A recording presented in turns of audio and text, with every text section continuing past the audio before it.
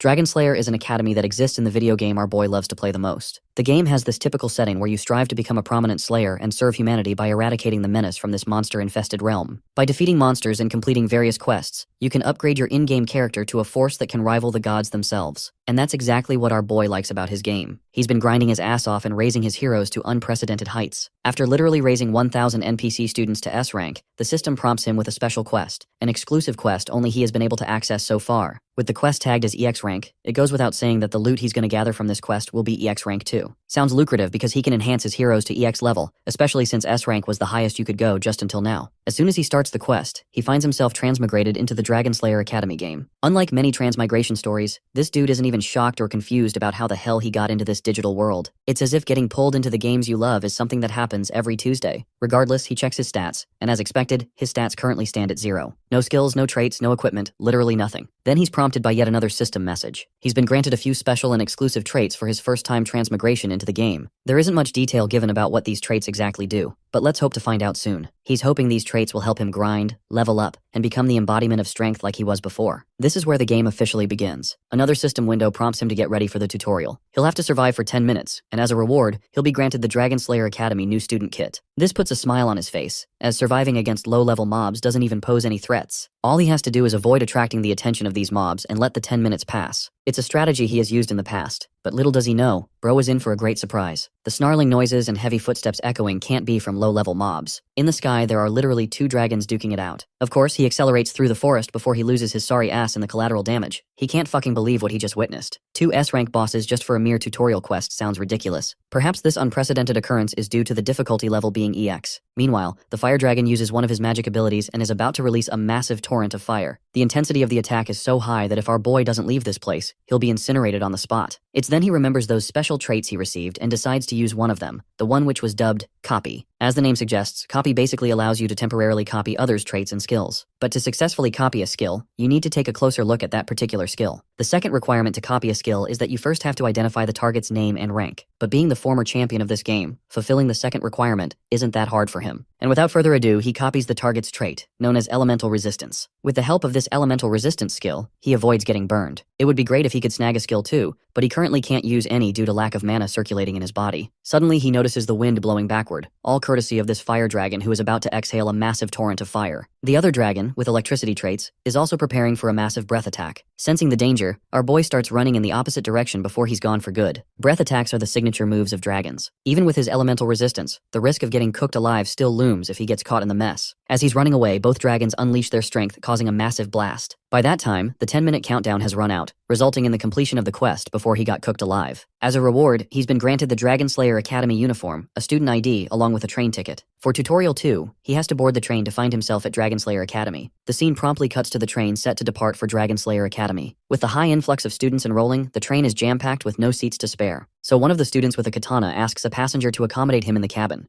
But the only response the katana guy gets is dead silence from a girl who's sleeping soundly without a care in the world. Right at that moment, our boy also hops on the train, hoping to get a spare seat for himself too. The katana guy sheepishly points out how this girl sleeping there doesn't seem to be in the mood to respond. Right then, the girl in question wakes up from her slumber. Our boy insists she share her spare space, and the girl seems more than willing to entertain his request. As he makes himself at home, he introduces himself as Kim Ho before thanking her for the kind gesture. The girl reciprocates the greeting and introduces herself as Seo Ye-in. And as for the dude with the katana, he's feeling utterly devastated to see the unfairness of this world. He didn't get permission, but our boy did. Even though no one asked, he introduced himself as Go Hyun-woo. And once again, the only thing he gets in response from Seo Ye-in's end is dead silence. Anyhow, he too helps himself and takes his seat, grateful for the opportunity. Kim Ho questions Hyun-woo about the reason he was late to catch the train. The katana guy reveals how he witnessed 2 dragons on the way, a sight so magnificent it nearly made him forget about his main agenda of the day. Well, my guy also remembers seeing those 2 monsters, but his experience wasn't that pleasant, something he'd rather avoid remembering. The train finally begins to move. About this Dragon Slayer Academy, it's the place our boy kept coming back to every time he raised a new hero. So he basically knows everything about that place, like the back of his hand. This is part of the reason he isn't really excited to visit that academy, since there's nothing new to explore. Or at least, that's what he thought until he boarded the train. The students in his cabin, along with the other students and train staff, Kim doesn't recall seeing any of them. They're totally unfamiliar and new people, not some random NPCs he remembers. While this world shares great similarities with the game he once knew, the cast is completely different. This also means the upcoming events and quests have been altered too. So while trekking through the game, he wants to stay cautious about the unknown. Right now, the thing bugging the hell out of him is the blank stares he's getting from the girl beside him. About Yeon, she possesses these special eyes that can turn anything into stats and comprehensible data she can use. For example, she can see through all the stats or anything she needs to know about this katana guy sitting in front of her. She can see this dude is just your average Joe with mediocre traits. But as for our boy, his stats are incomprehensible. No matter how hard she stares at him, she fails to figure out anything about his strength, making him stand out. This is exactly why she's been staring at him with a clueless expression on her face. She recalls how her manager told her to get all cozy and nice to anyone she's interested in. That way, she can get closer to them. So, taking that advice to heart, she pulls out her suitcase, consisting of some important stuff and snacks she brought for the journey. In an attempt to appear nice and get closer, she offers him one of her cookies. Of course, Kim is naturally bewildered by this sudden and unexpected gesture coming from her. But saying no would be considered rude, so he takes the cookie. To further strike up a conversation, he casually asks if she baked them, and the girl responds affirmatively. Now it explains why the taste is pretty average. Kim then turns his attention toward Hyunwoo and questions him about the peculiar longsword resting beside him. The katana guy takes major pride while revealing that this thing is a sacred relic belonging to his martial sect. The reason it's wrapped up like this is because he hasn't qualified to break its seal yet, so he's left it wrapped. Until the day he becomes worthy of this katana, he'll use this spare iron sword as a substitute. As they're having their conversation, a guy with blonde hair barges in impromptu. His upbeat mood and big smile totally alter the vibe of the cabin. He too stumbled here while looking for a place to sit. Kim doesn't particularly like noisy guys, and this particular guy seems kinda shady. He already knows this dude isn't here looking for a seat, so he wants him to reveal his true intentions. The suit guy feels a little awkward after getting his lies laid bare. He pulls a business card out of his coat and introduces himself as Shin Byung-chul. He sells errand services to his clients along with a bunch of other services an average person would require in their day-to-day life. He promises to find you anything, for the right price of course. Our boy expresses his skepticism, but this snake tie continues to preach the good about his services. Kim has already seen through this shady dude who's running this shady business under the radar. Even now, this dude is being chased by the authorities for promoting his illegitimate business around. Throughout his whole pitch, he kept taking glances over and over outside, as if he's in deep trouble and being chased by someone. The guy denies such accusations and tries to run off before it's too late. Well, it's indeed too late already. The disciplinary committee has shown up here to take necessary action against this guy. The dude knows he's screwed. About this disciplinary committee, it's a group formed by students themselves that handles law and order within the academy walls. Yes, the same disciplinary committee that holds more power than the government itself. These guys waste no time flaunting their authority and demanding this business guy hand over the illegitimate stuff he isn't supposed to carry here. Poor dude tries to defend himself, highlighting how negligible his offense is, yet he's being treated like some fucked up cannibalistic serial killer on a leash. The head of the disciplinary committee immediately penalizes the poor guy with an electric shock for not cooperating enough. She's a lightning-type mage, something Kim finds very special and unique about her. After all, lightning-type mages aren't easy to find. Conveniently enough, he has one of the copy skill slots empty, meaning he has the perfect chance to grab her skill while he has the time. So, Kim decides to put this tasteless cookie to some better use. He promptly throws it on the ground, ready to use it as leverage against the disciplinary committee. Meanwhile, the disciplinary committee leader is already planning to proceed with the next step now that this shady dude has once again refused to cooperate. The only option she has left is to subdue him forcefully and confiscate everything from him. She throws a bolt of lightning shaped like a hummingbird, ready to penetrate the poor guy's body. When it looks like this dude is going to get screwed, my guy extends his hand and grabs that lightning attack before it can hit the target. Of course, that leaves the disciplinary lady in absolute awe. My guy, meanwhile, appears out of the cabin complaining how the commotion caused by the disciplinary committee had him drop his lovely cookie. The lady has no clue what this clown is on about. While my guy has already succeeded in his main agenda, he has acquired her lightning attribute magic skill, known as Hummingbird. Our boy talks about the loss of his beloved and most treasured companion a man could ever ask for, a cookie. With the cookie's life ruined, he blames the annoying student council members for ruining his day as well. One of the council members doesn't take his excuse lightly and thinks it's a ridiculous reason to try and interrupt them. Korean Jesus over here apparently wants to throw hands and threatens to harm our boy. In response, Hyunwoo reaches for his sword as well, stating that if they're gonna do this the hard way, then he won't hesitate to treat them accordingly. With both parties at a stalemate, we get a basic shot of them glaring at each other, to see who's gonna make the first move. Deciding to resolve things diplomatically, the leader of the council stops her impulsive subordinate and offers a free dessert coupon for Kim Ho's invaluable loss. Our boy is quickly satisfied with that exchange, leaving Byung-chul all on his own again. Truth be told, he never wanted to save the guy's ass to begin with. He just wanted to copy the lightning skill. Now that he has it, bro's got everything he needs with a skill slot and a trait slot fulfilled. Moments afterwards, the president of the council retrieves the item that Byung-chul apparently stole. It's actually a damn wig, stolen from one of the station attendants. Given that Byung-chul is a dog for money, he ended up doing a commission prank. Even Kim-ho thinks that this one is totally his fault. While leaving, the pretty girl warns our boy to stay cautious of Byung-chul and his schemes if he wants what's good for him. But Kim-ho doesn't really like it when other people tell him what to do, and believes that he'll handle the situation on his own. Korean Jesus warns our boy and promises to remember his face for the future, and as for Hyunwoo, he's busy investigating the discipline committee, and learns from Byung-chul that these guys are the best of all the elites. Their current president, the one who shot the hummingbird spell, is called Song Chun-hye. Her name is so recognizable in fact that Hyunwoo realizes that she belongs to the famous Song family, the one that governs the Topaz Tower. This woman, apart from her good looks and immaculate outfit choices, isn't someone to be messed around with. Her grandpa is the Thunderlord Song Gyeong-yoon, and let me tell you what, I don't even know the guy, and I already feel sorry for Chun-hee's future boyfriend. As for the background on the chumps that were following her, they're not exactly some randoms either. Among them is Jo Byok, a notable student of the Fist King. Then there's Han So-man, an excellent student of the Sword Empress herself. Finally, there's Gaeum Yohan, and even though I'm mocking the dude, he's actually the lone heir of the Golden Lotus Pavilion. After running an introduction to the committee members, Byung-chul thinks that it's time for him to head out. With him gone, Hyunwoo curiously turns to our boy, addressing the whole cookie sacrifice ordeal that he pulled off. It strikes him as strange that Kim-ho would risk himself in a fight over a single cookie. Revealing the truth, Kim-ho states that he actually came in to check on the epic lightning magic used by Chun-hye. This explanation surprises Hyunwoo, because he did see our boy stepping in to block the hummingbird spell, which leads to Kim-ho quizzing his knowledge of the spell. Brainstorming for a minute, Hyunwoo reflects that he hadn't seen a usage of the spell ever before, and even having caught a visual demonstration of it, he couldn't even see the released lightning hummingbird. It's as if the attack never intended to damage its victim in the first place, but rather stunning them in place. Kim-ho hears his explanation and agrees with half of what he said. He goes on to delve deeper on why it's called the hummingbird spell in the first place, as it is inspired by the unique flight pattern of the bird. You see, in a typical demonstration of the spell, its performance hinges on the ability of the mage. The fact that she used the hummingbird is a testament to Chun-hee's skills. Now, if our boy was up against a professional mage, he wouldn't have been able to catch the hummingbird, as the caster would easily be able to manipulate the flight pattern. But strangely, instead of altering its pattern, it ended up getting caught in his hand. That only signifies one thing. Chun-hee needs improvement when it comes to her control of her ability. At this point, Hyunwoo is genuinely impressed by our boy's in-depth explanation and fascination for a spell. By the way, there's one other observation that Kim-ho made when the spell fired off. He assesses that Chun-hye is talented for being able to use an E-rank ability with only a D-rank strength stat, further implying that she has access to either a strong trait, and even raises the possibility that she might be loaded with internal mana. In any case, Kim-ho thinks that she'll easily live up to her reputation as the Thunderlord's granddaughter. Focusing back to Hyunwoo, he's quickly become a fan and friend of our boy in their short time interacting with each other. Kim-ho thinks that this guy's exaggerating it a little bit, but Hyunwoo's pretty serious about this, and even offers to help him out whenever the guy needs his help. Appreciating the gesture, Kim-ho immediately decides to use this opportunity and tasks him to come with him. At the same time, he politely requests a sudden favor to borrow 1 silver coin. In the next scene, we arrive to Kim-ho's chosen location. Sadly, the machine is out of order. And yes, it's a gambling machine because this place once used to be a casino. The machine appears run down and broken Hyunwoo's eyes, and yet, Kim-ho's willing to bet all his life savings on it. In other words, the one singular coin he obtained from Hyunwoo. The moment he enters the coin, initially nothing happens, causing them to wonder if it's really broken. But suddenly, the machine fires up and turns on, unlocking a hidden event called the Broken Slot Machine. Of course, it's something that Kim-ho knows due to him unlocking every achievement in the damn game. Using this as his golden ticket, our boy pulls the lever back, banking on the roll. But to both of their disappointment, the only thing he ends up obtaining in the end is a water bottle. Yes, not the wooden stick of destruction, or the unyielding fork sword, or even the secret American technique called the farmer's shotgun. Just a water bottle. Hyunwoo doesn't get what Kim-ho's doing over here, while our boy quickly explains that what they're doing is actually in direct violation to the rules of the academy, because obtaining any item from the machine is considered wrong. This makes Hyunwoo realize that he's basically standing by as a watchman, while our boy is using the lever back-to-back in order to reap the rewards of the machine. He also suspects that they'll be fine because the committee generally doesn't come by. And well, let's just add that to a famous last words before death documentary. Because only 1 second after, the discipline committee member So-man quickly comes to check on what they're doing. So-man reminds them of the consequences of using the machine, which will result in demerits. Clearly, the situation has flipped over its head, causing our boy to instruct Hyunwoo to keep her busy for a bit. The cute girl also reminds Kim-ho's accomplice that he's gonna get punished too for helping a student violate rules. But to her disappointment, Hyunwoo genuinely doesn't mind facing the consequences. In fact, he unsheathes his blade, intrigued to test his abilities against the student of the Sword Empress. So-man also decides to get ready for the battle, and learns about his name. Without wasting time on any more introductions, So-man lunges into the battle with a powerful initial thrust. Her heavy attack is blocked by Hyunwoo, who then initiates a counterattack. However, Somin evades it without any trouble. After maintaining some distance, Somin channels some energy into her weapon and bolts ahead with incredible speed. Taking to the air, she uses her entire body weight for a downward strike. The force of her attack is so heavy that Hyunwoo uses both his hands to block it. Kim-ho's also watching the fight unfold, realizing that Hyunwoo is severely lacking when it comes to internal energy, hindering his performance in the fight. At the same time, our boy doesn't want things to get over too quickly because he's here for the full show. Gesturing his hand towards the swordsman, Kim-ho supplies an amplification spell, boosting the swordsman's magic core from grade E to grade C. However, this buff has a time limit of 1 minute and a cooldown period of 1 hour as well. This singular minute is the deciding factor for Hyunwoo, who is still struggling to keep up with the impressive Somin. The battle continues as the timer runs down to 14 seconds, making Kim-ho reflect that slot machines are usually avoided because of their inherent gambling nature. However, there is a piece of knowledge that none of the players know about. Its secret feature is actually the guaranteed jackpot trigger. Think of it as a pity system when it comes to your average gacha game. Initially, the players start the game with 5 coins, and right now it's Kim-ho's 5th and final spin. This time, however, he's dead confident in using the extra piece of silver he borrowed from Hyunwoo. Turns out that right after the 5th spin is over, the 6th spin confirms a jackpot guarantee. It's not even a fair chance, but a guaranteed 100% chance of hitting the best reward. The slot machine finally churns out the best thing it has to offer, which in this case is the dark ice crystal of rank C. The crystal comes with a potential hazard that it could cause the player's own death if used incorrectly. Anyway, the situation gets troublesome for our boy because the blue-haired baddie is about to stab him from behind. However, Kim-ho was ready for that, and knew that his trusted companion would step in to help him. Hyunwoo does end up deflecting the blow, but at the cost of shattering his iron sword. The time duration comes to an end, but to Somin's shock and horror, this man literally drinks the dark ice crystals even after reading the warning sign. Right away, the system initiates a status of frozen on his body. As you can expect, bro starts choking out, like that one satisfying scene where Joffrey gets poisoned in Game of Thrones. But interestingly in our boy's case, the frozen status keeps applying and removing itself, causing an unending loop. And only 1 second later, Kim-ho rises like nothing even happened, stunning both the committee member and Hyunwoo. Shortly after this scene, Hyunwoo asks about what he consumed from the vial, to which Kim-ho responds that it was a mana-replenishing elixir. Let's talk more about the unique 6th spin of the slot machine. Upon usage, it releases the dark ice crystal, but this thing is seriously lethal for most beginners that come across it, resulting in a horrendous death. It's so deadly that a piece smaller than a fingernail is enough to freeze your entire body into a statue.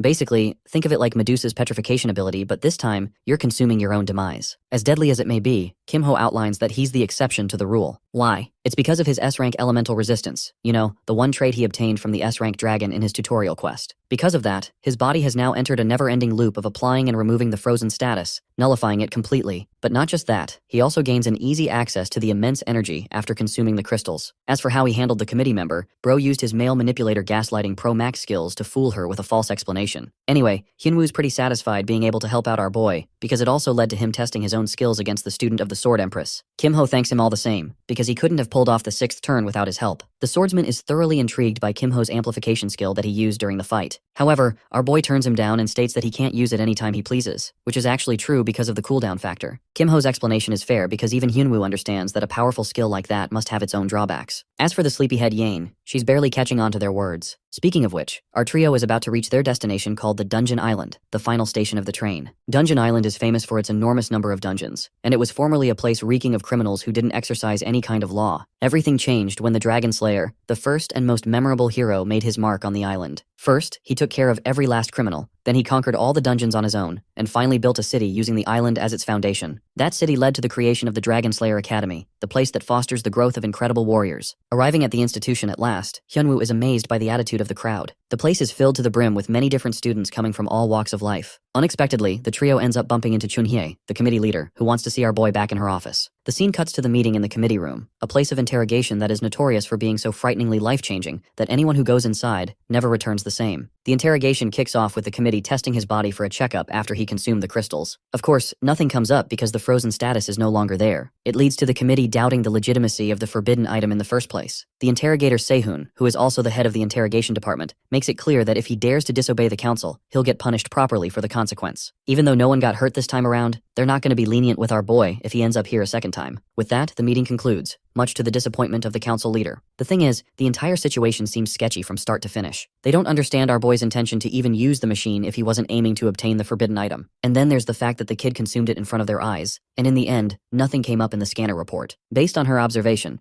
Chun-hee strongly believes that their suspect has obtained some kind of illegal skill, and she recommends checking his current skills with something called the magnifying glass. Sehun agrees that they could do that, but highlights the problems that arise when nothing comes up as a consequence. If they use the method of magnifying glass, they have to be certain in their claims. Chun-hee quickly realizes her faults and apologizes, while the senior tells her to handle things with patience. He also recommends that she quickly hurry to the entrance ceremony, or else she'll miss it. In the next scene, we have our boy returning to his group among the other freshmen. He's just completed tutorial number 3 by attending the ceremony on time, rewarding him with a few silver coins and a weapon selection ticket. Even though it's classed as rank E, it's better than not having anything at all. With this, he's also assured himself a good return on the coins he lost. Anyway, the entrance ceremony quickly begins, but it doesn't exactly give off the best impression ever. You see, the dude who comes to represent the school appears to be a low-tier junkie who looks like he's being paid to talk. Apparently, this guy once used to be the leader of the main Dragon Slayer squad. Because of tradition, the principal of the academy is always selected among the retired heroes who served on the front lines. Back at his prime, this same dude held a fancy-ass sword and stood at the top among other heroes. So aside from his looks, the guy is pretty cracked. Hilariously, he's infamous for being rejected by a certain saintess, and some suspect that it happened recently as well. I think I finally understand why bro looks like the way he does. He's battling the almighty friend zone. Anyway, the principal starts off by welcoming the new students of the academy. He talks about the academy's foundation, which, as its name suggests, is to create heroes to defeat dragons and help nurture them to become proper dragon slayers. The first hero of their time emphasized the word slaying, because he sought each of the students to understand the importance of becoming one. Kim-ho understands that this is supposed to be a welcoming announcement, but goddamn, the yap session is so long and cumbersome that half the students are falling asleep. I'm gonna go ahead and do you guys a favor by skipping the unending announcement dialogue. We get to the part where this man finally comes to the end of his announcement. The announcement concludes, and the only person excited like a puppy is none other than Hyunwoo, who finds it a meaningful experience, while any normal person like our boy couldn't stand it one bit. The swordsman has apparently grown used to long yap sessions because of his old master's ranting. Anyway, the ceremony reaches its second stage, as the students are reminded of the updated list of forbidden items for the year. If they're found possessing such items, they'll face consequences accordingly. Aside from that, the new students are going to be tested in the ground level of a dungeon, to prevent any risks in the future. Instructor Four Eyes places importance on keeping it a safe environment for everyone, and reminds them to follow rules. With that, the ceremony reaches its end. The students are in disbelief. The eternal announcement of death has finally ended. Right away, Byung-chul finds our trio and offers to get food with them. Also, it appears the dude has found himself a new tattoo because he probably pissed off the cute beast in the background. Anyway, Byung-chul tells them to eat well because starting from tomorrow, their lives will change with the first class. That same night, Hyunwoo and Kim-ho pleasantly discover that they're gonna be dorm neighbors from now on. Our boy quickly goes inside to get comfortable, but he can't allow himself the sweetness of sleep just yet. Instead, he sits on his bed in a meditative stance, focusing all of his efforts to accumulate mana and build a core. It's about time we talk about the concept of a power engine. To use any skill that requires mana, one needs the use of a core. In reality, our boy has never crafted one before, but because he's played this game more times than he can count, he knows the theoretical aspect of it. Plus, he's already imbued a dark ice crystal with his mana, so that's pretty good for him too. The perspective cuts to Hyunwoo, who also appears to be in a meditative position, analyzing his fight against the incredible Soman. She has been his real opponent for a long time, and though they were both holding back much of their strength during the duel, the result would have been a lot harder to conclude in a real match. In reality, when Kim-ho came up and buffed the swordsman's core, he allowed this guy to survive much longer than he should have. In other words, Hyunwoo thinks of our boy as a master. It's the impression that remains constant in all of his interactions with Kim-ho. Not only does this guy maintain a calm composure, but he also has a sharp head on his shoulders to see through any situation. That's why Hyunwoo is at a crossroads and wonders if he can really trust him and ask for his help. However, he quickly comes to the conclusion that it isn't right to make it a transactional relationship with his first friend. Instead, he prioritizes helping himself with his own abilities. And that leads us to the next day at the temporary classroom. The students are all gathered here chatting about, and the sleepy Yane has finally arrived too, even though her groupmates thought she'd end up pretty late. Surprisingly, the classroom doesn't have a teacher around. The class has already begun, but still no one's here to take control, which leads to the impression that their teacher isn't a punctual person. Finally, someone steps up and enters their class, causing the students to feel excited at first, but horrified in the next moment. Yeah, well, you'd understand too once you see this guy's face. Looking like a serial killer who has just escaped jail, the teacher announces himself as their homeroom teacher, Lee Sudok. Right away, he addresses one of his students to inform everyone of his famous name. The terrified girl quickly reveals that he's known as the Villain Hunter. She gets it wrong and tries again by calling him the Human Butcher, which is another one of his nicknames. Meanwhile, our boy is reflecting on his understanding of the situation. Let's zoom out and focus on the Academy's world itself. This place is the one stronghold where countless S-rank heroes are forged with limit-breaking capabilities. Of course, some of them turn out to be terrible people and become villains to fulfill their own goals. Sudok, their teacher, is actually a hunter who tracks down such people and beats the shit out of them. In other words, this man is the definition of aura, because he's out here beating dangerous S-rankers for sport. In fact, he got his name because he's notorious for killing more villains than capturing them. Sudok makes it clear that he didn't want to become a teacher and only applied upon the insistence of the principal. He's someone no one wants to fuck with, and he's known for his perfect execution. And with this task of teaching, he intends to do the same with his students. Bro is so horny for perfection that he outright threatens to kill the students if they fail his exams. Ah yes, what better motivation than literally having your life on the line? Initiating his first class, Sudak addresses the grading system of their school. First off, the written exam criteria qualifies for 30% of the total score. Then there's a behavioral score of 10% for maintaining a clean record, a freebie for behaving well. Of course, the same score can easily drop to 0% if the students aren't careful and affect their overall grade. Sudak sarcastically states that he's going to make sure to keep an eye on each one of them, so that he'll get to see at least a bunch of his students survive graduation. Next up, he talks about the practical exams, encompassing 2 sections, dungeon quests and player versus player matches. As the name implies, the students will be tasked to conquer dungeons and then face off against each other for a score. The ranking criteria for this will be rated relatively to the other students. Long story short, with 3 sections encompassing 90% of the score and the attitude section containing the last 10%, the overall evaluation reaches a total score of 100. With the scoring criteria resolved, the teacher wastes no time taking his freshmen to the arena. Here, there's already multiple matches going on. Remember what Byung-chul felt so excited about yesterday? The player matches is what he meant. The rules of the match are known for changing from time to time depending on the setting. For this specific event, the rule is classified as a death match, and not a literal one. It just means that the duel will go on until one person's health bar hits 0, or if they're incapable of continuing the fight. They can also surrender, and there's a total time limit of 5 minutes for each battle. If neither fighter can resolve the duel in a set duration, the match ends in a draw, or reaches its conclusion via a judge. Byung-chul also states that the participants will face off against 3 random opponents from the same year, netting them a total of 300 points for every victory scored. But what about the cost of losing or drawing? To that, Kim-ho quickly states that there isn't any negative marking, but no one's gonna get a participation reward for it either. Suddenly, a system notification pops up, alarming him of a subquest mission through the placement exam. Our boy is required to participate and score at least average results in the exam, which means beating one of his opponents. If he successfully completes the quest, his reward is an extra copy slot. To be honest, it's a pretty convenient quest according to Kim-ho's standards, because one victory and an average score in the dungeon conquest isn't difficult to obtain. However, something even more important to his attention is actually the opportunity to learn about the skills of the other students. Because here, he'll be able to spot exceptional talent which he can later use in his quest to create X-level heroes. If not that, he can always copy their traits or skills to his own advantage. Just a few moments after his thoughts, the announcer calls our boy's name alongside his opponent to step to the battlefield. Right away, Kim-ho sees the scarlet-haired beauty representing the Ruby Tower, who specializes in flame magic. They're known for their high-damage firepower, which is also the reason Kim-ho loved maining them back when he played the game. However, right now this girl's about to become his test subject for the upcoming 5 minutes. By the way, she's a bit disappointed going up against a dude with 0 reputation surrounding his name. To her, he's just a damn nobody. Not just that, he's carrying a sorry-ass earth staff, which honestly looks like a glorified can for an old man. It's almost insulting to her that he's brought a pathetic E-rank staff. From these observations, she concludes that her opponent definitely isn't from the Emerald Tower, which also implies that he's not an Earth Specialist mage. This makes her wonder if his goal is to use support magic with the staff. She theorizes on his usage of the staff, as their fight quickly kicks into motion. Manhwa treats him as a supporter caster and prepares a powerful combustion skill, deciding to end the battle in one move. Right after she cast her ability, the audience found themselves enamored with her representation of the Ruby Tower. However, to Yanhwa's complete shock, her opponent's health is fully intact. It's true that she wasn't expecting a one-hit kill, but the fact that she couldn't even dent this guy is just insane. When the smoke clears, our boy confidently smiles at her confused state. The fight is on, and Yanhwa's already on edge, questioning why her attack didn't connect. Thinking that her opponent must have deployed the Dispel ability, she changes tactics and decides to use a spell that can't even be blocked by a Dispel technique. What she does is cast a column of explosive flames all around him, forcing her opponent to choose his options carefully as any misstep could be detrimental. But to her shock, our boy remains unaffected. That's right, look at him standing majestic without even trying. It pisses of Yanhwa to the point she casts a third ability, invoking a powerful spell called the Fire Pillar. The attack is aimed right towards Kim-ho's head and detonates in a firestorm upon impact. The large column of flame shocks the crowd, impressing them once more with the might of a powerful representative of the Ruby Tower. However, things aren't as conclusive as they seem, because once again, Kim-ho appears completely unharmed. All this time, she has been banking on her confidence with the spells of the Ruby Tower, and yet nothing is even leaving a dent on his health. In response, our boy finally makes his move, deploying the same hummingbird technique he picked up from Chun-hee. Clearly, Yanhwa wasn't expecting a lightning spell coming being used by a support type. She manages to evade the bird initially, but Kim-ho skillfully changes its trajectory to strike her from behind. Yes, he just gave her a backshot charged by lightning. On her knees, Yanhwa succumbs to the paralysis effect of the hummingbird spell. With the duel reaching its definitive conclusion, our boy recommends they end the fight. He thinks it's going to be terrible for his opponent if she ends up revealing her entire arsenal to the rest of the crowd. It's going to be problematic for her future matches to come. Despite his condescending words, Yanhwa ultimately decides to accept defeat, shocking the crowd completely. Their expectations were completely subverted, just like the atrocious ending of Game of Thrones. Anyway, Kim-ho doesn't like the fact that he's gathered so much attention right in his first battle, so he intends to be cautious from now on. Hilariously, he gets called up again for his next fight, not giving him any time to rest. This time, Chun-hee is gonna be our boy's opponent. Yes, the same stylish baddie and the head of the first-year disciplinary committee. She's flexing her aura, but more importantly, she's got an issue to resolve with Kim-ho. Bro looks at her for a moment, and just to fuck with her plans, he surrenders from the fight before it even begins. Sudok is baffled by his sudden withdrawal, while Kim-ho simply reasons that he's no longer in a state to fight anymore. Even though the teacher suggests that he raise his score for the exam, our boy doesn't really give a crap as he's already achieved the one victory he wanted. He also initiates a complete forfeit for his third fight too, counting as his second and third loss, and further pissing off the Thunderlord's granddaughter. She roars at him for being pathetic, and for having a weak heart, unlike her grandfather who always advised to fight with resolve. Speaking of her grandfather, Kim-ho remembers that he used to be the Thunder Monarch at some point. He can sense his shadow in Chun-hye's demeanor. In any other context, the advice she gave here is actually useful, but in his specific case, it doesn't really mean a thing, nor does he care. Bro straight up walks away maintaining the same stance and handing her the win. Chun-hye begrudgingly accepts the outcome, even though she thinks it's supremely disappointing from his side. Before leaving, Mr. Ragebaiter 9000 tells Chun-hye to also send him his beloved dessert coupon that she promised. That little snarky comment gets under her skin so bad that it's a miracle she doesn't explode. Can't say the same for her next opponent though. Yang Ji-hong appears in the arena expecting a nice fight against someone from the Topaz Tower, but he had no idea that he caught Lady Lightning over here at a bad time. The result? Well, she fucking obliterates his body with lightning strike from Zeus, and within the first second of the battle, the fight is already over. The burns on her opponent's body are pretty bad, adding to her overall terrifying aura in Byung-chul's eyes, who thinks that Kim-ho made the excellent decision to stay the F out of her sight by forfeiting the fight. Did I just drop a bar? Ironically, she's glaring at him with a bombastic side-eye, with so much intensity that even Byung-chul couldn't avoid noticing it. But our boy doesn't care, or maybe he's too ignorant for his own good. He's impressed by her flashy debut as the Thunderlord's granddaughter. Meanwhile, the rest of the audience is actually fed up with the way Kim-ho forfeited his second and third fight. They're starting to think that dumb luck is the only reason he survived against Manhwa,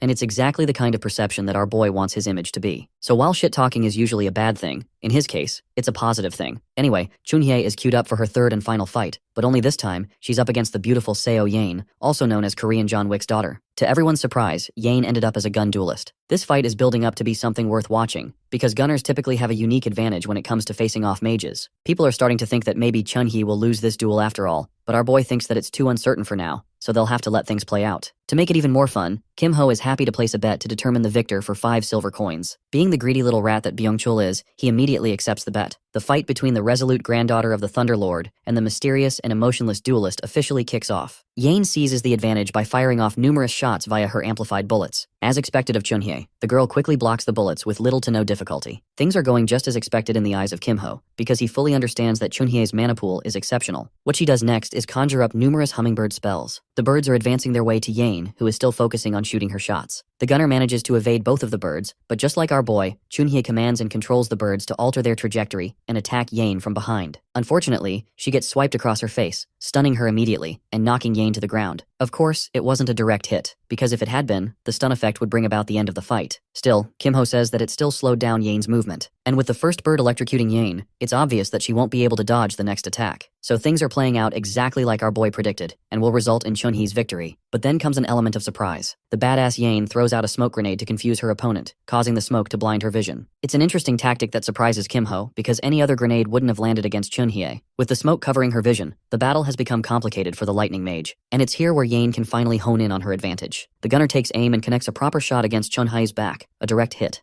At first glance, it seems like the attack actually hit her, but luckily, Chun-hye casted a defensive barrier at the last moment and still found herself off guard. She realizes that she's in grave danger in this situation, while the gunner quickly positions herself to take another shot. Interestingly, Byung-chul points out that Yane must be some kind of rich daughter of a millionaire, because she's actually using an invisibility cloak as part of her gear. Not just that, she whipped out an epic rifle to deal more damage too. One shot from the rifle is so threatening that Chun-hye doesn't risk blocking it. She only dodges by a couple of inches. At present, their health bars are roughly equal, and half the duration for the fight has already expired. The problem with the invisibility cloak is that Chun-hye can't spot her opponent at all. She's off guard every time Yane shoots another shot, which is exactly what the gunner does when she attacks from behind again. However, this time Chun-hye prepares a tactic of her own. Thanks to her barrier, she's able to track down the mana bullet's exact trajectory, helping her narrow down her opponent's exact position. In the small time window she has, the determined lightning mage unleashes a wave of electricity on the ground, causing it to make its way to Yane, and forcing her to leap away. Despite having escaped the initial attack, she's in trouble because Chun-hye has locked her sights. Then there's the fact that the gunner won't be able to dodge her next attack while in mid-air. The hummingbird quickly makes its way to Yane, stunning her with a solid direct hit. Unfortunately for Chun-hye, the moment the attack connects is exactly when the time duration runs out. Even though Yane flops to the ground with a lower health bar than Chun-hye, the fight is over. Byung-chul is shocked while Kim-ho appears unsurprised, because after seeing the committee leader's skill, he can confidently say that no one can best her in a direct flight. By default, because Chunhye has more health, she is ruled as the victor. At the same time, he finds Yane's abilities to be rather impressive to have lasted this long. As for the bet, poor Byung-chul ends up losing and surrenders the coins. But he wants to place another one right away to gain back the money. Our boy realizes that this dude is addicted to gambling, so he declines the offer. Back at the arena, the majestic swordsman Hyunwoo has arrived to face his opponent, the Fist King's disciple, Jo Byok. Because this fight appears interesting, Kim-ho agrees to the bet and concludes that the Fist King will likely win. Byung-chul thinks our boy is far too ruthless to his own friends to say something like that, but Kim-ho's just stating the facts of the matter. Of course, the gambling addict doesn't understand his point, but Kim-ho expresses that he'll find out soon enough. Let's get to Hyunwoo's perspective, who understands that his friend is watching. This time, he intends to show his best skills, even though it's going to be tough for him. He unsheathes the iron sword, while his opponent Byok wonders why he refuses to use the blade on his back. Unfortunately, Hyunwoo expresses that he's unfit for it for now, but the Fist King's disciple doesn't really care. After all, he plans on dealing his 100% going into this fight. With both fighters preparing their battle stance, the fight kicks off. The assault is Byok, who outmaneuvers against the swordsman's first slash, and quickly gets into position for a fiery punch. Even Hyunwoo can testify that this guy's movements are top tier. By the way, that punch just now is so damn strong that Hyunwoo could feel the full weight of it even after blocking. In fact, his entire body is sent flying from the impact alone. Hyunwoo fully understands the critical situation he's in. Normal attacks just won't help him last in this fight. As for his opponent, Byok launches himself like a damn torpedo for another strike, while the swordsman prepares to end this fight with a single move. Unleashing his clear-stream sword technique, he faces off against Byok's enhanced punches. Unfortunately, reality is disappointing for Hyunwoo, as his blade shatters during their clash. With his weapon out of commission, the swordless man quickly accepts defeat. By the way, he did manage to leave a small cut across Byok's shoulder, who looks forward to their next encounter. The fight concludes just the way Kim-ho predicted, because the iron sword is a really weak weapon for someone like Hyunwoo's skills. That's the first thing that came to our boy's mind when he saw the guy fighting in the train. It's like Hyunwoo has some kind of obsession with breaking his iron swords in every fight he's in. Byung-chul, on the other hand, is suffering from yet another upset. Poor guy is snuffed out by our boy, who expects his timely payment. Since Byung-chul is running short on silver coins, Kim-ho offers him a chance to pay in some other way. Our boy insists that he pay up by offering him a good chunk of information. Later that day, they share lunch together, because the announcer revealed that there'll be a raid placement exam after the break. The trio sits together, while our boy grows impatient with this numbskull eating so slowly. Byung-chul wraps up his sandwich and asks what he wants, causing our boy to inquire about the top performers from all 4 factions. Byung-chul doesn't care about sharing this much, believing that this kind of information isn't that special to begin with. Let's talk about the 4 major factions and what they represent. Aside from the Student Council, which is the official group of the Academy, there are 4 major factions. There's the Murim Alliance, the Guild Federation, the Magic Tower Society, and the Knights Order. I'm not gonna lie, that's like 4 different Manhwa universes jam-packed into one school. As for the leader of each faction, there's the majestic grandson of the Sword Saint, who commands the Murim Alliance, Mo Young-jun. Next up is the Ruby Tower's representative, who holds command over the Magic Tower Society, Hong Yeonhwa. Yes, the same girl who was helpless in her fight against our boy is actually a prominent member of her society. Thirdly, we have the Guild Federation, ruled by Druid Park Nari, who is famous for her tiger-striped cat. Interestingly, there's another member in her guild who apparently hides their strength. Finally, we have the Swordmaster's son. See? Literally a Manhwa title right there. I didn't know Jinrun Candle reincarnated into this universe. Anyway, Lee Sung-hyun represents the Knights Order as the 4th and final faction. The lineup is pretty damn impressive according to the list Byung-chul has shared. Suddenly it dawns on them that Hyunwoo's nowhere to be found. Byung-chul remembers about the club president and quickly dashes away in worry, leaving Kim-ho wondering what's up with the guy. With him gone, he's left alone with the silent Yane. You see, Kim-ho feels like the girl is extremely isolated, and he feels bad for her in a way, so he tries sparking a conversation about the cookie she shared with him the other day. Kim-ho shares that he received a coupon from Chun-hye, so he's happy to treat her back for the cookies. The coupon manifests a nice blueberry cake, and Yane happily accepts joining in. While eating the cake, she asks for his opinion on her duel against Chun-hye and why he thinks she lost. Kim-ho quickly answers that normal mana bullets just can't pierce mana barriers, which means it's seriously difficult for her to win against a mage with a high mana pool. At the same time, Kim-ho believes that if Yane hones her talent to amplify her bullets, she can turn the tide. Of course, the gunner doesn't get the appeal of training mana, and to his shock, our boy learns that she's never done mana training in her entire life. Curious, he inquires about her process of conjuring mana bullets, inviting a confused look on her face. Getting curious after hearing her answer, Kim asks if she has really never trained using the magic bullet skill, but the girl flat out denies it, saying she has never learned it at all. That reply completely throws him off because for a gunner, magic bullet should be the first thing in the book. Kim can't help but wonder if Yane has been landing her shots all this time purely on instinct, and the thought that she managed to hold her own against Chun-hye without even knowing the basics of mana training makes his head spin. Realizing just how lost she is, Kim decides to offer her a bit of help, explaining that once she gets the hang of mana control and learns the magic bullet skill, things might actually start to feel a whole lot easier for her. Later on, it is already time for the placement exam. As the students gather in the hall, their homeroom teacher begins to explain the rules for the conquest exam. Standing in front of a portal, he tells them that the test will take place inside the dungeon known as the Mist Forest. The nervous guy then starts laying out the dungeon's special conditions, starting with the first rule called high score. It basically means the number of monsters each student defeats within 10 minutes will be counted as their score, so the objective is to take down as many monsters as possible before time runs out. The second rule is something they call the fixed zone, and to put it in plain terms, it is more or less a rank-locked area where every piece of gear, every trait, and basically everything gets downgraded to F rank. The homeroom teacher informs everyone that even their core will be affected by this rank lock, and warns them not to get any funny ideas, especially when it comes to managing their mana. After laying that out, he starts calling names one at a time so the students can head into the dungeon. The room quickly fills with groans and complaints as most of them start whining about how unfair the rules are, which only makes the teacher realize just how useless the majority of them seem, aside from a few decent ones like Hansomi and Choi Jung-pi who might actually stand a chance. Next up, he calls in the following batch, which includes Kim and Yane. As they prepare, Kim casually tells her to try using a rifle and recommends going for headshots on anyone who dares to get too close. Meanwhile, Chunhye can't help but find it strange that some guy who is not even a gunner is busy giving out tactical advice like he's some sort of expert. After that, they split up, and Kim steps into the dungeon alone. It's been a while since he last visited this place, so he takes it as a chance to test just how much stronger he's gotten. As the timer begins, he wastes no time and takes down a goblin who clearly thought his little ambush was clever enough to work. In the Mist Forest,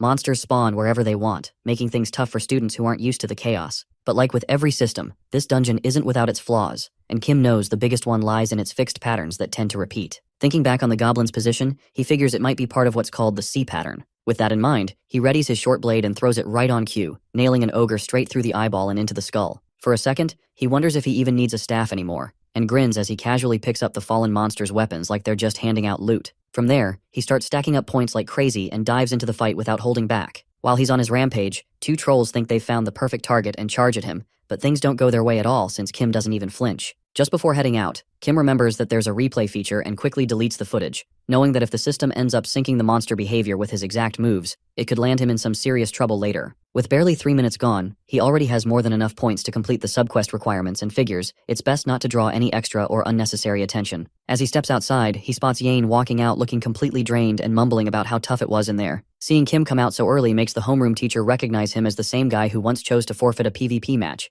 And now here he is again, not even lasting the full 10 minutes. In his mind, he scoffs at what he sees as a weak mentality, and silently mocks the idea of someone like Kim ever becoming a dragon slayer. But that judgment shifts real quick when he checks the ranks and realizes Kim has already made it to the mid-high tier bracket. The fact that someone reached that level in such a short span seriously messes with his expectations, since it's the first time he has seen anything quite like this. Deciding it's worth keeping a closer watch on this kid for now, he calls up the next group of students, which includes Hyunwoo and the rest. Kim then checks the leaderboard and notices that even the top talents like Lee and Moyoung-jun seem to be sitting around Han Somi's level, which makes him wonder if maybe Hyunwoo could actually pull ahead, and right then, it happens. Hyunwoo takes first place with the highest score, proving he's not just riding on luck. Impressed by the result, Kim praises his friend the moment he steps out, but Hyunwoo quickly shifts the credit, saying it was all thanks to Kim for letting him reset during the PvP match. Of course, not everyone's thrilled to see them succeed, and a few people nearby throw some passive-aggressive comments about Kim, but Hyunwoo starts getting riled up while Kim casually winks at him, signaling him to ignore the noise and save the energy. When Kim asks if the test is done, Hyunwoo points out that Chunhye's score hasn't shown up yet. Meanwhile, inside the dungeon, Chunhye is clearly struggling as goblins surround her, and she barely manages to slow them down. Just then, she remembers what Kim said to Yane about aiming for the head and decides to try it herself,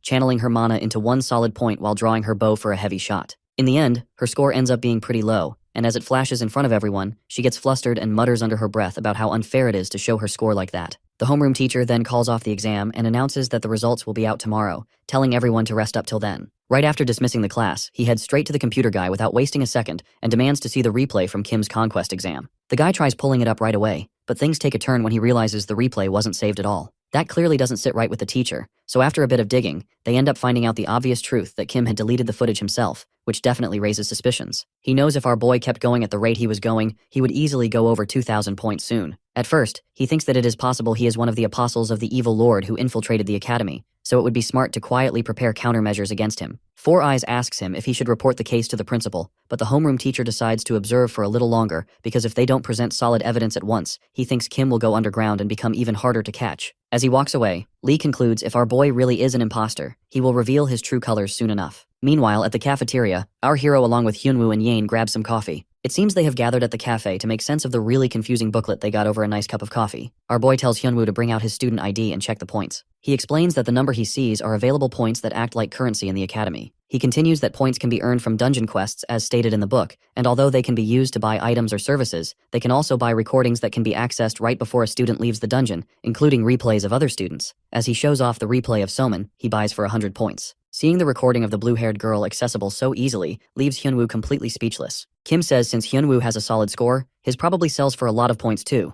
And that's exactly what happens. As Hyunwoo watches in surprise, he gains 300 points from people buying his dungeon replays. Kim's buddy immediately realizes that is actually really bad because other students can analyze him and discover his weaknesses. He tells Hyunwoo that although he got lucky due to special rules inside the dungeon, everyone will find out soon enough he has a really weak core. But because of how much points are worth, the gamble is worth it. Then, our hero reveals that there is a special training room where the mana is dense, so it allows him to cultivate and grow faster. Hyunwoo shoots out of his chair in amazement that such a place even exists, but Kim tells him not to get too excited because there are strict conditions on entry. Hyunwoo quickly guesses that it probably costs an arm and a kidney, and he confirms it costs a whole 500 points for only 6 hours. It doesn't take long for his buddy to realize that if he goes there daily, he's going to be more broke than the homeless people on the streets. So his friend asks if there's another way, and our boy excitedly tells him they can buy the season pass, which is given to the top clubs, meaning they would have to steal the spot from someone like Moyoung-jun in the swordsmanship club, which seems pretty impossible. So Hyunwoo is quick to give up, but Kim lets him know he can hook him up in return for a favor. With a sly grin, he says he wants Hyunwoo to dive into the deep dungeon once he is strong enough, and explains that it is a deadly place compared to the mist forest they just went to. Without any hesitation,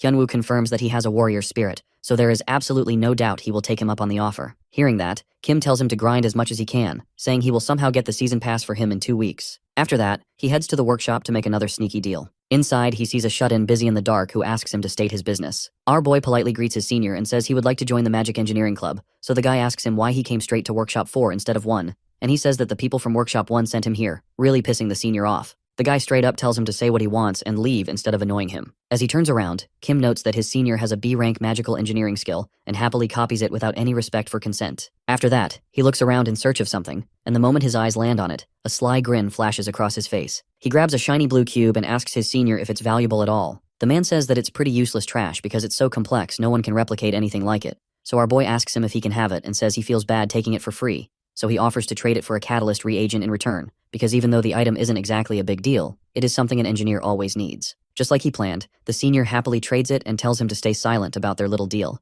and my guy smiles on the way out watching the fool celebrating, thinking he just exchanged a catalyst worth 1,000 points for what is basically trash. Suddenly, an optional quest shows up for Kim, and he quickly presses accept even though it is a big hassle, but what most people don't know is that the reward for the trashy quest is the S-rank item called the Cube of Life. As someone who has raised 1,000 S-rank characters in the past, he goes to the mana training room because he knows an exploit on how to make the item without going through the painfully annoying quest line. Using the amplification skill to upgrade his copied B-rank magic engineering to S-rank, he starts solving the 10x10 Rubik's Cube within a mere 60-second time limit. Normally it would take around 3 days to solve, but he manages to make some serious progress within just a single minute. After that, he fully locks in and grows his core through 1 full hour of focused meditation, and keeps following it up with 1 minute of cube work on repeat non-stop, because he has to get the Cube of Life before Friday to be in time for a very special event. The next day in class, he is surprised to find Yain arriving early while Hyunwoo is weirdly late, but he is quickly distracted by Yain's surprise dinosaur cookie attack. While our boy is absolutely enamored by her crunchy dinosaur cookies, Hyunwoo finally shows up, and he asks him how it went in the special training room.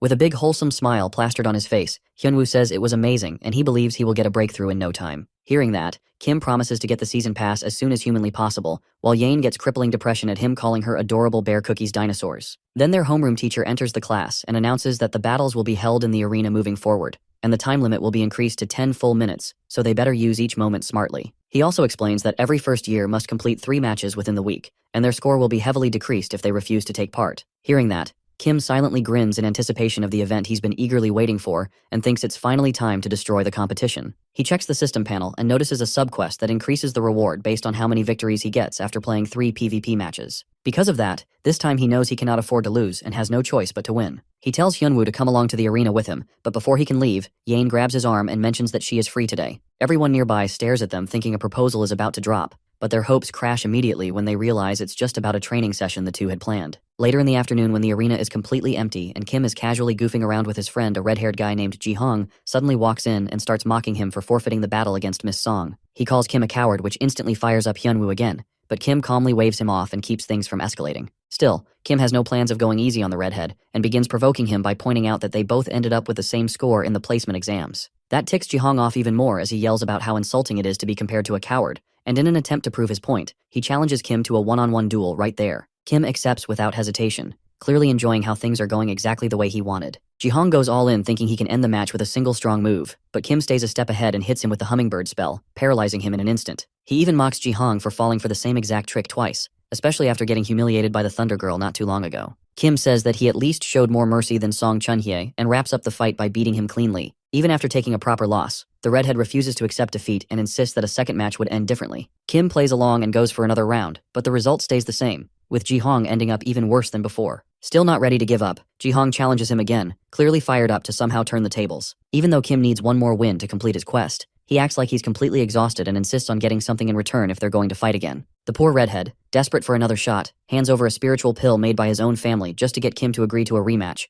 only to be defeated the exact same way, yet again. This time, the beating finally knocks some sense into him, and Ji-hong admits his loss, even apologizing for all the rude stuff he said earlier. He tells Kim he was wrong to call him a coward and says he misjudged him, but Kim casually tells him to keep acting like he's a coward for now. While the request seems a bit sus, Ji-hong ends up agreeing without pushing any further. Once he's done stacking up his 3 wins, Kim checks in with his friend and finds out that Hyunwoo has also managed to secure 2 victories. Hyunwoo says he still has one more match to go and tells Kim to head off first while he wraps things up. Kim then makes his way to the Mana training room where he starts working with Yane, patiently teaching her the basics of magic bullets and helping her grow stronger. The girl turns out to be a fast learner, and the way she picks up everything leaves Kim genuinely impressed. Their training keeps going until it's finally her turn to fight, and she walks into her match against a green-haired guy named Kwak Ji-cheol. The guy tries to get clever by using the terrain to stay hidden, but Yane just smiles and takes him out like a bird on a wire, securing herself a clean and easy win. Later that night, the homeroom teacher reviews the match replays and notices a few things that feel off. His eyes go wide when he sees Yane's battle and starts questioning how someone could improve this much in just 2 days. That's when it hits him as he remembers overhearing that Kim had trained with her, and it becomes pretty clear that he's pulled some serious strings again. The whole thing gives the teacher a bit of a chill as he starts wondering who this mysterious kid really is. Meanwhile, Kim is chilling somewhere else completely focused on the cube, and he finally finishes crafting the Cube of Life, which boosts the effectiveness of any stored life-type items by a solid 1.3 times. He feels pretty proud of himself for all the hard work and intense meditation that upgraded his core rank up to D, so now the mana consumption from skills won't feel nearly as painful as before. With his preparations finally complete, our hero confidently gets ready to advertise his new little invention.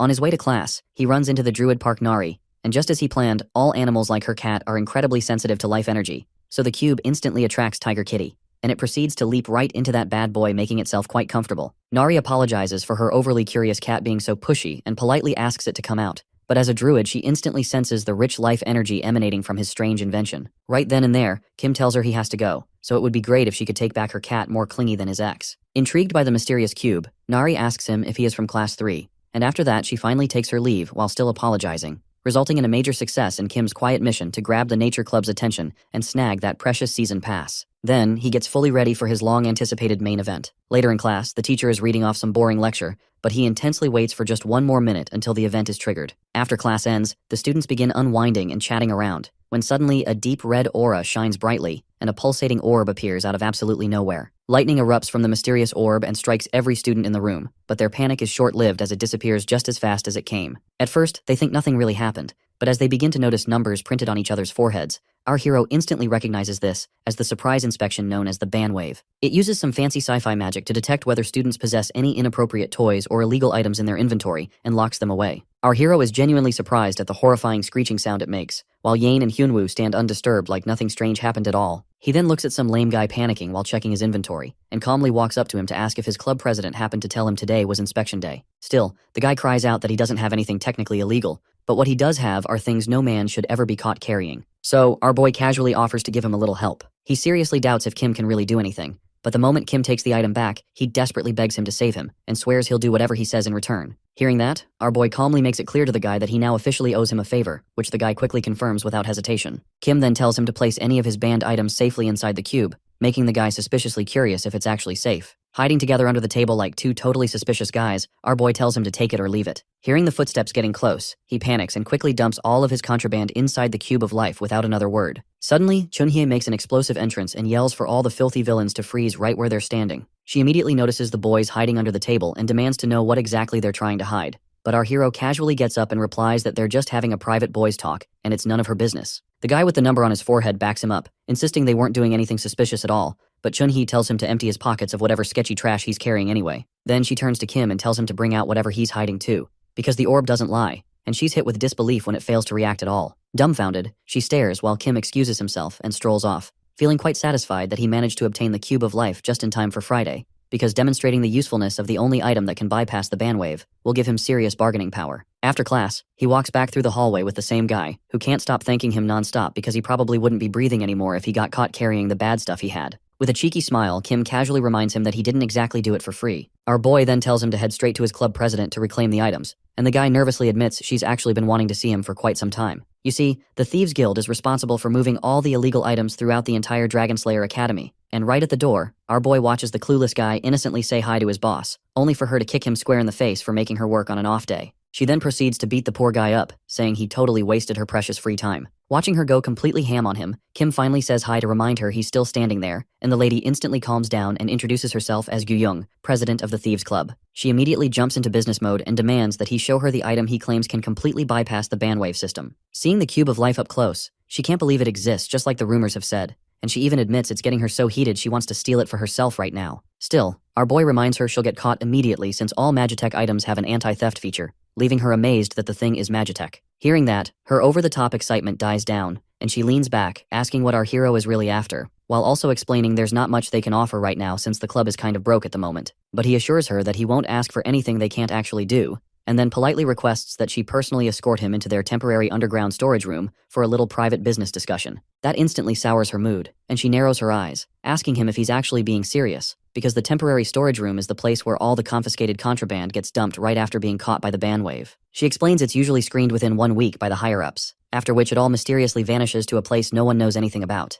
However, our boy calmly claims he already knows the president herself will be heading there in a day or two, so she asks him to just be honest if he is a lackey working for the disciplinary committee. He shrugs and lets her know that he's got nothing to do with that stuck-up bunch. In fact, he's on pretty bad terms with them. Hearing that, she says, while she is thankful for the help earlier, his current request isn't exactly something easy she can pull off without problems. Just then, he catches her completely off guard by saying he already knows the temporary storage is guarded day and night by members of the disciplinary committee, and that while breaking in is already tough on its own, getting out after the job is nearly impossible. That's exactly why he offers her a solid deal that she only needs to help him with getting out, and in exchange, he will hand over the Cube of Life. The president pauses and seriously ponders his proposal, realizing it would be incredibly useful for the Thieves Club to hide their most valuable items inside a magical cube that not even the bandwave can detect. As she ponders it over, he locks eyes with her and gives her one last opportunity to accept the deal before it's off the table completely. Overlooking the site where the covert operation is about to go down, the thieves have gathered. Before making any drastic moves, club leader Dang Yu-young did a preliminary headcount, making sure everyone was present. Everyone was accounted for, but her thieves were confused with the addition of an unknown rookie. Without giving up much info to her members, Yu-young simply stated that the kid is there to help. Naturally, the senior thieves were skeptical of the boy. The job is risky enough as it is. Adding another rookie into the mix could mess things up. Davin, the club's tech girl, and support from outside the site verified that preparations are complete. As one final piece of advice, the leader warned Kim Ho to avoid standing out at all costs. Once they're in, the priority is nabbing rare small items. Infusing their legs with shadowy powers, the Thieves Club charged forth. The technique was called Silent Steps, a handy B-rank movement tech. Since the Life Cube had been crafted, Kim Ho felt free to clear magic engineering from his skill slot and replace it with a crucial stealth skill. All it takes is seeing the club execute the tech. Meanwhile, the sole guard manning the entrance was wholly unprepared for what was about to happen. Suddenly, he saw bizarre butterflies flying around him. When he figured that something fishy was going on, the butterflies had already detonated, turning into a restrictive substance through shadowed flight. It was a perfect rope and gag to deal with unprepared guards without causing severe harm. In this old building, the third floor secretly houses a ton of confiscated treasures. It's only natural that the authorities placed countless security spells around the place. After bypassing a decent bit of those traps, the group was spotted by a patrolling guard inside. The patrol tried to raise his staff but was quickly tied up and neutralized by the thief twins. Afterwards, they encountered even more guards,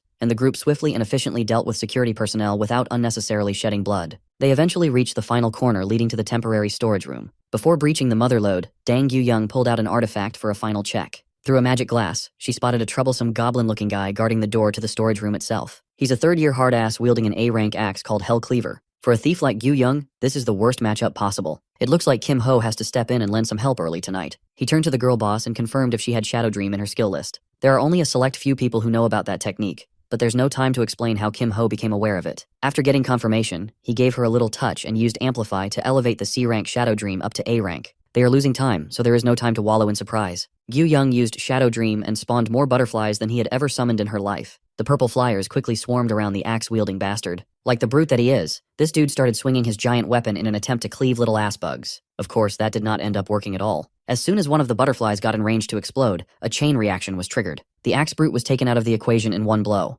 He looked like a cocoon ready to come out with wings. A-rank skills are A-rank for a reason. Gyu Young made a mental note to confront the freshman about all this crazy shit after the mission is finished. With the last line of defense neutralized, the thieves were left to feast on treasure. While they were looking for shiny and valuable stuff, Kim Ho did a little personal shopping on his own. The banned item list at the academy mostly restricts items with dangerous side effects. If it's something that damages the body or mind, it will be banned. Tonight, Kim Ho is targeting banned items with elemental penalties, like this shock stone that causes paralysis. With his S-rank elemental resistance, these items are practically free of drawbacks. After a few minutes of careful scouring, he finally felt satisfied with his haul. Since they have a little more time, he might as well browse for some skill books. Skills with severe elemental penalties tend to be strong after all. Browsing through stacks after stacks of skill books, he finally found something that caught his attention. It was a smoldering book giving off incredible heat. Since Kim Ho is lacking in the combat skills department, this grimoire depicting a fiery fist is a godsend. While the team was packing up the loot, some unexpected guests barged in. Dragonslayer Academy's Student Council President, Song Chun-ki, and second-year Discipline Committee member Guak Seung-jae have come to complicate things. Dang Yu Young wasn't fazed. She was more annoyed than anything.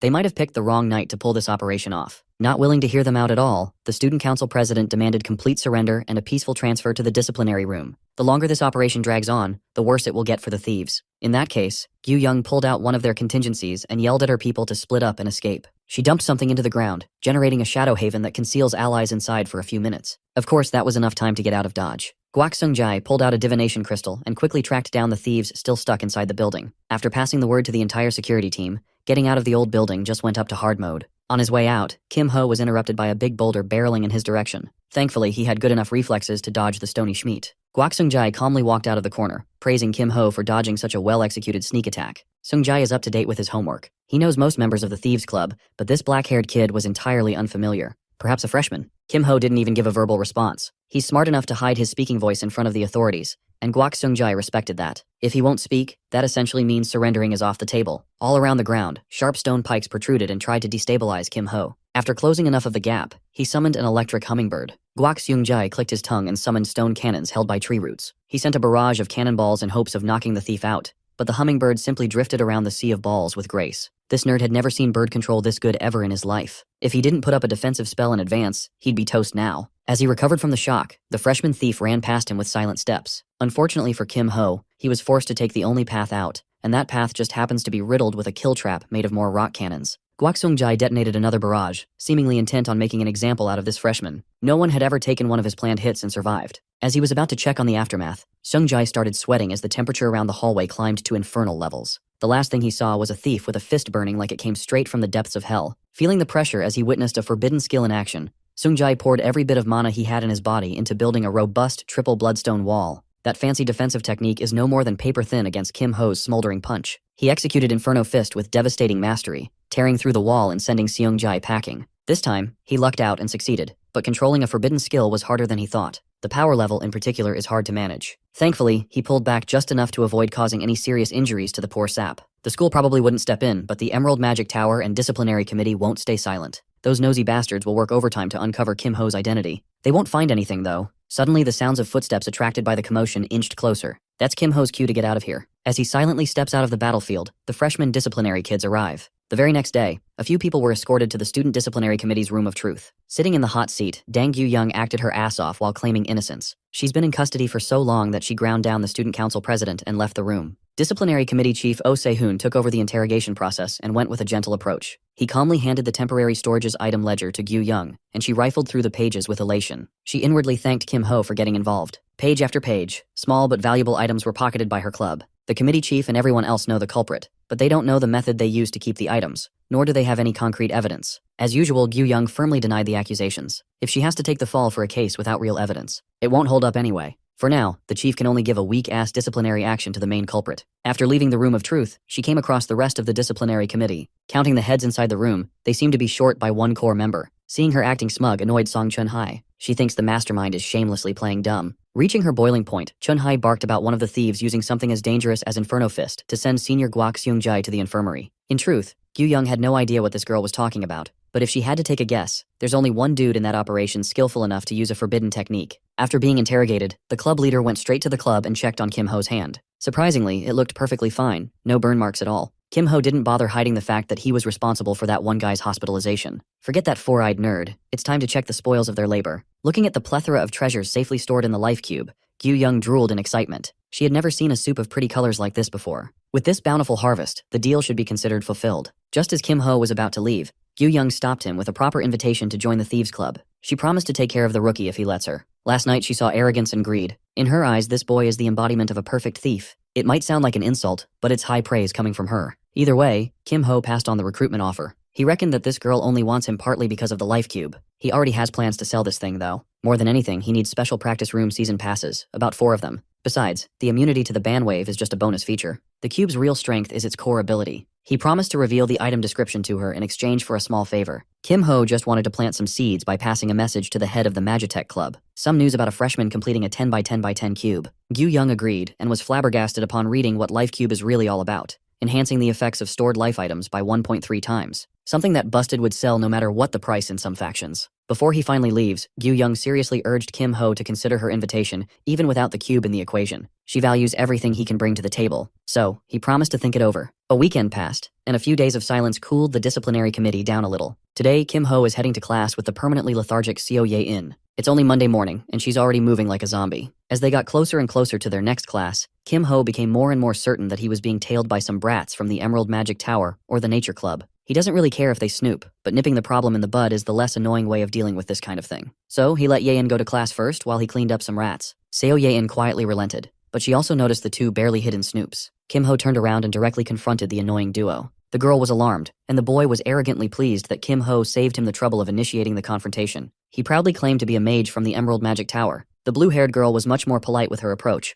formally inviting Kim Ho to meet their leader. Of course, he firmly rejected such an invitation. If the tower leader needs something from him, the leader can come himself instead of sending lackeys. The boy was pleased that Kim Ho wasn't cooperating. Putting on a glove, he had been itching to hit someone to the batter in the message. In that regard, Kim Ho agrees. Without giving the rat a chance to finish his monologue, Kim Ho sent a hummingbird flying. Upon landing, it completely paralyzed the green rat, making him convulse uncontrollably. Miss Rat watched her partner quiver on the ground, not knowing what to do. If it's a fight they are looking for, Kim Ho is always open for business. Knowing that she's no match against someone as decisive as this guy, Miss Rat apologized for causing trouble. Judging by the hummingbird's movement, she could tell that this Kim Ho guy is a skilled fighter. She apologized and he turned around. At least one of the rats had enough brain cells to know when to quit. Miss Rat believes that the rumors about Kim Ho being a coward are nothing but a lie. Mr. Rat, on the other hand, believes that the Ho simply got lucky with a hit. He was already plotting his revenge when a magic bullet cut through the bullshit and hit the back of his skull. Miss Rat quickly scanned the surroundings, terrified of the unseen sniper that could be hiding anywhere. She tried to be polite and smart, but Miss Rat was implicated and shot in the head.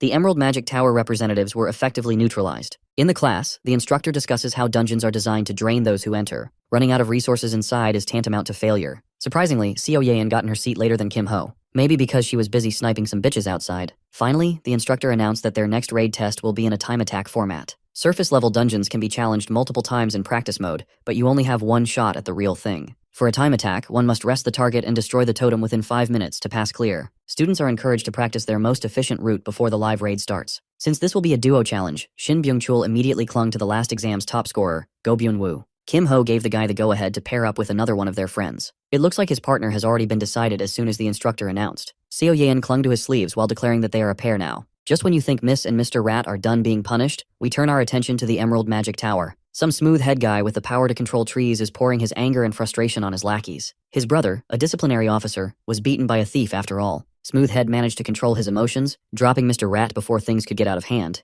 Sitting on his wooden throne, Smoothhead wallowed in his bad premonition. Emerald Magic Tower President Mok Jung-hwa plans to meet the infamous Kim Ho under the advice of the Nature Club's president, Ha Soo-yeon. The tower's reputation is in the gutter. Perhaps they could bounce back a little if they get their hands on that weird cube. Jung-hwa plans to take it as payment for insulting Emerald. Hearing the boss's plan, Mr. Rat spoke out of turn and volunteered to be deployed once more for a chance to redeem himself. He insisted that he was just careless the first time around. Jung-hwa is open to giving him a chance for redemption, but failure would result in expulsion from the club. Even with such stakes, Mr. Rat confidently took on the mission. Just to be safe, Mok Jung-hwa agreed to lend Mr. Rat a golem to help crush that enigmatic freshman. While schemes are cooking in the Emerald Tower, our boy is running around the Goblin Swamp alongside Seo Ye-in. This is their first practice run, just a trial to get a decent feel for the time attack trial. To earn both the top reward in solo and duo dungeons, the system gave Kim Ho under a minute to clear both tests. The solo dungeon won't be a problem since he could go all out there. The duo assessment is a little trickier. If he taught Seo Ye-in the fixed pattern of this goblin-infested swamp, speedrunning would be a breeze. However, giving her a cheat code like that won't help her grow naturally. She would benefit more from practicing her own rotations and routes. A few minutes of running and gunning later, the duo finally arrived at the flooded goblin's den, the swamp's boss. Before engaging, Kim Ho asked his partner if she wanted to go with dodges or full offensive right away. Beating a boss nets the team 120 bonus points. With such a tasty reward in line, how could you not risk it for the kill? Kim Ho got into the most optimal position to support Yein's DPS using the control that Hummingbird provides. Unfortunately, the boss monster was not dumb enough to tank an obvious attack with his body. Nevertheless, the Flood Goblin's attention was drawn, leaving Yein wide open for a clean shot with her rifle. Upon pulling the trigger, she hit the back of the goblin's bald-ass head. Her magic bullet doesn't have enough damage to pierce through and kill in one shot. If anything, it just made the boss more hostile and erratic. Madly swinging his sword, the Flood Goblin shifted his aggro onto the sniper. In such close range, the rifle's advantage is completely nullified. Even so, Seo Yein did not panic even for a second. She calmly raised her aim and pulled. Part of her confidence comes from her trust in Kim Ho, who always makes the right move at the right time. Using Amplify on herself, Hummingbird's rank has been raised from rank E to C for a limited time. As a result, the bird became bigger and more pronounced. Its voltage is higher, and the paralytic property is even more potent. With a completely stunned goblin in her sights,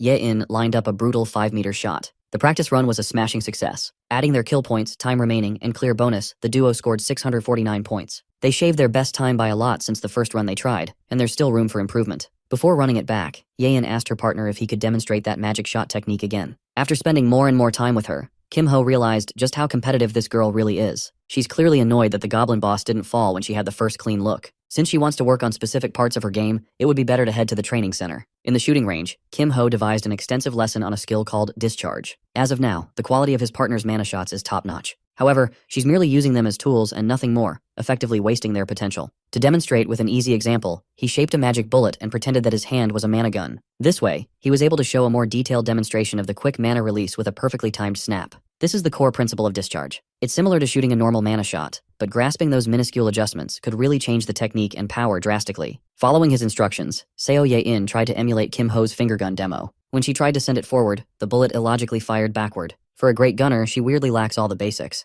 To lower the difficulty a little, they downgraded to just shooting mana shots instead of forming bullets. Seo Yein's assignment is to perfect her mana shot while Kim Ho grabs something to eat for dinner. As he was about to leave, she offered him a black card to use to pay for the food. Based on the luster on that thing, Seo Yein must be a filthy rich young lady. Upon arriving at the cafeteria, Kim Ho took advantage of the unlimited funds and got a little bit of everything. While he was ordering at the counter, that swordsman, Han Soman, noticed him from across the room. Song Chun-hai turned her head and bit the metal fork she was using in half. Composing herself, this is actually a perfect chance to confirm something that's been bugging her for days now. Running up to Kim Ho, she asked if she could see his hand for a moment. The unidentified thief who used Inferno Fist during the storage incident is still out there. Imagine Chun-hai's surprise when she heard that the thief was an expert with Hummingbird skill, someone connected to the Thieves Club. She happens to know someone who fits the criteria perfectly. Disguising her weird request as palm reading practice, Chun-hai was eager to check if Kim Ho had burn marks on his hand. He acted flustered, playing along with the girl's naive game. So he raised his hand and let Chun-hye observe and prod him as much as she wanted. When the first one turned up clean, she demanded to see the other one. After careful scrutiny, she found not a single sign of burn. She was in a daze and forgot to let go of Kim Ho's hands. She thought she had it all figured out. Now she's the one flustered while running away from the awkward situation. Deciding to tease her a little bit, Kim Ho demanded to know his fortune from the palm reading.